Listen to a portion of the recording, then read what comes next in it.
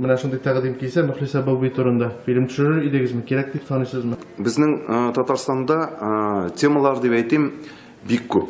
Но вот сценарий писать, у нас как бы это все дело не поставлено еще на широкую ногу, все равно как-то именно плюс еще, тем более, что на татарском языке.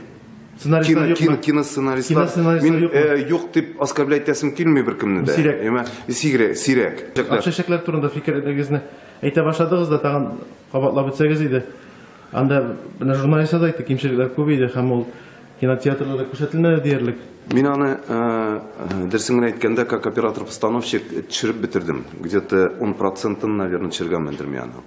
Потому что так сложились обстоятельства, там, может, беләсездер инде, аны пришлось безгә Алмаз Акберов белән, режиссер Алмаз Акберов, мин как оператор-постановщик пришлось доснять этот фильм. Скажем так, грубо говоря, утрированно говоря, прямо вешалось. Там столько было материала, перепутано, все запутано, все перепутано.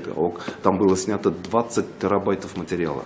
Президент әйтсә, егетләр, җитте, сәнгатьтә саф татарча гына кино төшерәсез, саф татарча гына әдәбият язасыз, саф татарча гына спектакльләр, сәнгать әсәрләре куясыз дип әйтсә, сез һәм башкалар үтәячәкме?